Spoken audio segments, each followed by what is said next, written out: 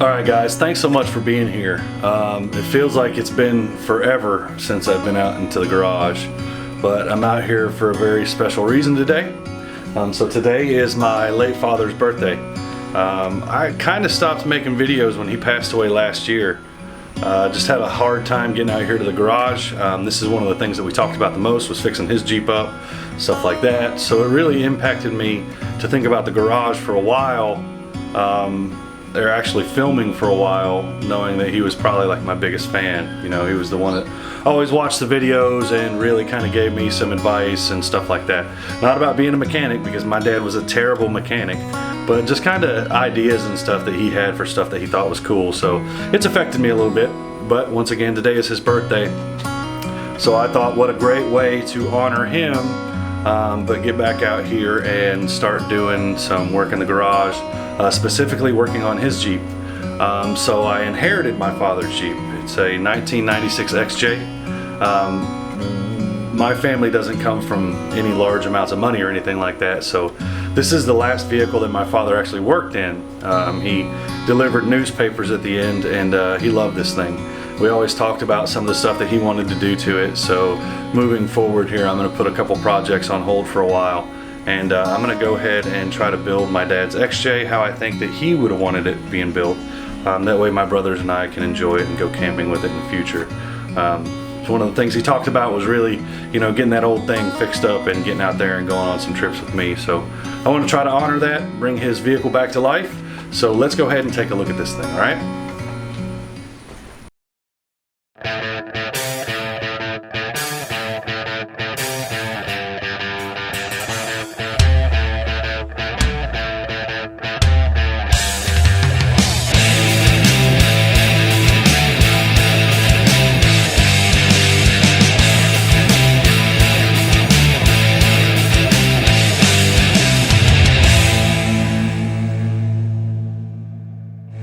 Alright, what a pain that was.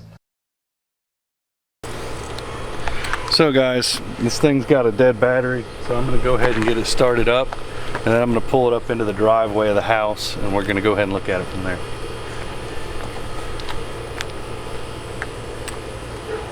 So if you've never used one of these little jump boxes right here, these things are super handy. This one's made by Matco, and it usually starts every vehicle without a problem. So we'll give this a second and see what we got.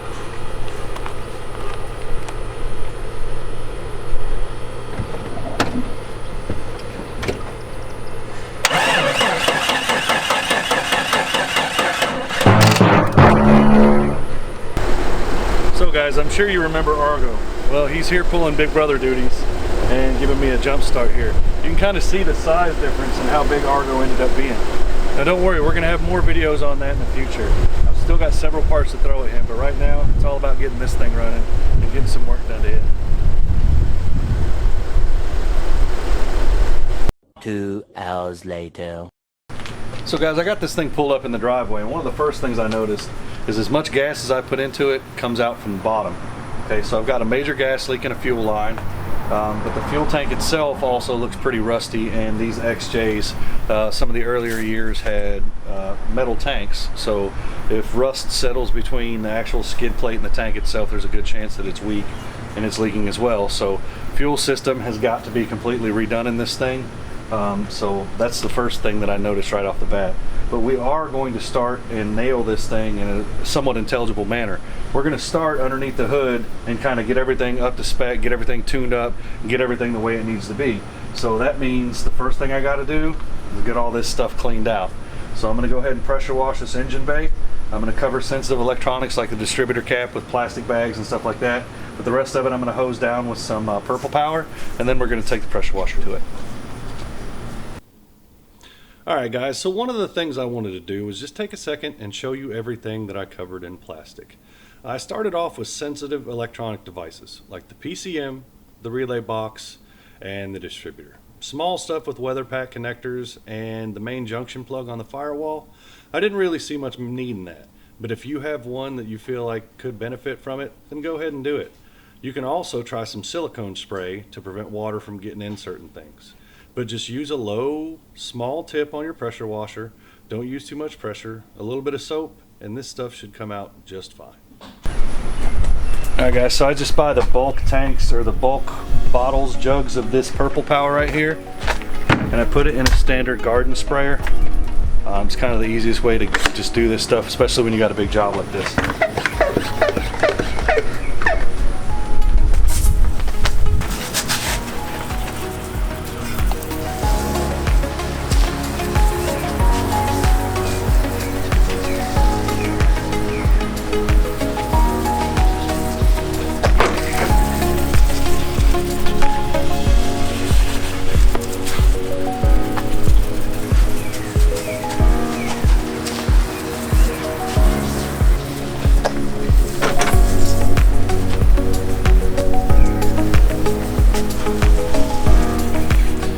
So guys, there's a ton of filth and grit and grot underneath this hood that's got to come out. So I'm going to go ahead and hose this stuff down really good, and I'm going to leave it sit. This purple power is biodegradable, so it might leave a small mess on your driveway, but you don't got to really worry about too much of the environmental stuff. But there are specific places that you want to cover up, so just make sure you do that. Take it easy, spray everything off really good, and let this purple power do its magic. This is great stuff. This is going to be a tremendous difference.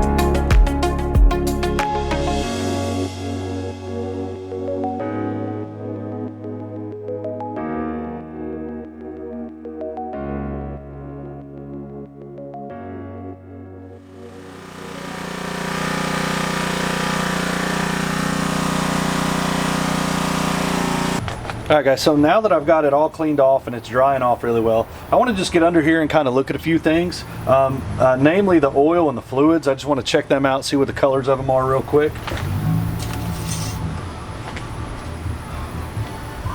So the engine oil it's got a good level. It's a little bit low, but it's very thin and black. So we're going to want to change the engine oil, of course.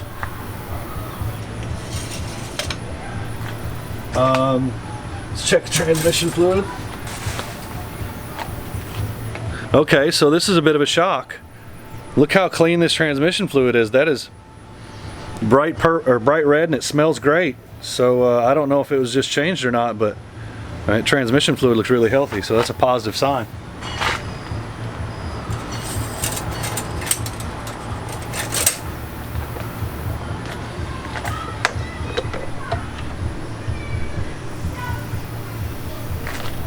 Power steering fluid level's okay on it. Looks pretty clear, doesn't look like there's any problems with it. And the brake fluid, I can see the level through the side. It looks pretty good as well.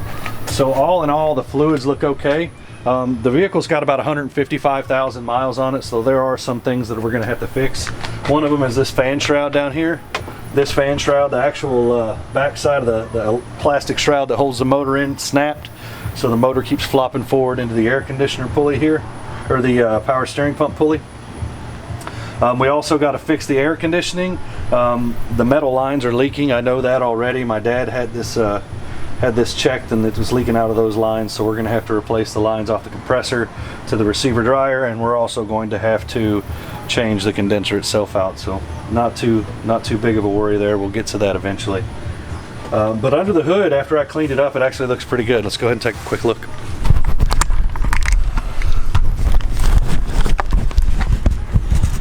So as you can see, everything cleaned up real nice. Looks much better under here. The engine does fire still. I won't run it very long though, because it starts leaking fuel all over the place. But everything cleaned up really nice underneath the hood here.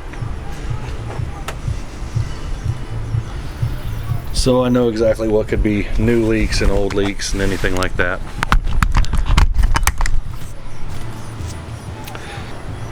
So now that we've looked under the hood and got everything cleaned up, let's kind of take a quick look at the rest of the vehicle. So it's actually pretty clean looking down the sides. You'll notice on this side right here that there's a little bit of rust here underneath the door handles that's starting. There's a little bit of rust right here in this quarter that we got to take care of. And there's a little bit of rust on the bottom of the doors. The only thing that's really rotted through and had any problems at all is the floorboards, which is common in all Cherokees. So we will have to replace the floorboards in this. But the rest of the bodywork actually looks pretty good. So that's a positive thing. We're only going to have to do a little bit of filler in these doors and kind of get them back to where they need to be, and maybe one small patch panel back here. So that's all good news.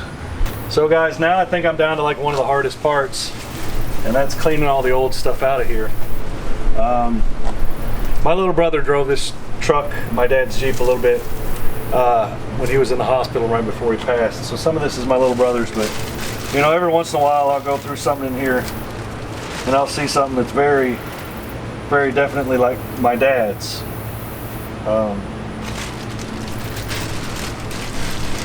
Patient belongings. So this is probably one of the many times that he was in and out of the hospital there at the end.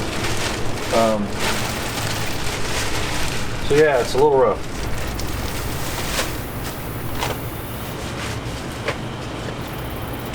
So this was another one of the typical things of my dad.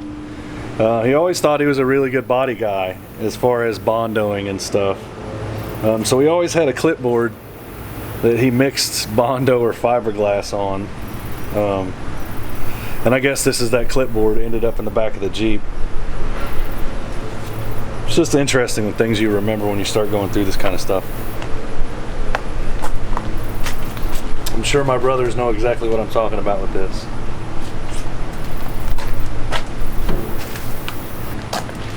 So this was my old man's small little homemade self-recovery box. It's got some straps in it, a vest, a jacket, you know, a jack handle, stuff like that. So this is one of the things that, you know, he put together based off my videos, just to keep in the back here so he could help people out.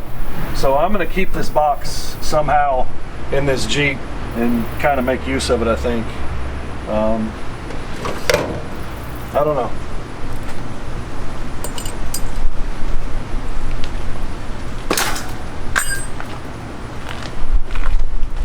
So another thing about my dad that I keep finding in this Jeep is that, you know, he absolutely loves smoking. There are cigarette butts all over this thing.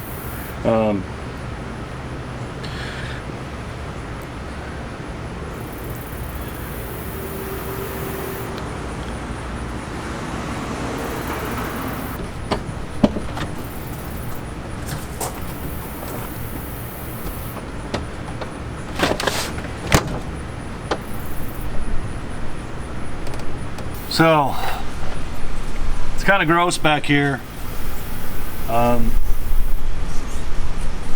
There's crap all over this Jeep. This thing is just filthy. So my dad practically lived in this thing delivering papers, so it's a mess. He always had grandkids in the back here, so there are French fries and all that other fun stuff all over the place. So I'm going to finish cleaning all this stuff out, and when I get these back seats and stuff like that a little bit more presentable, I'll go ahead and bring you guys back.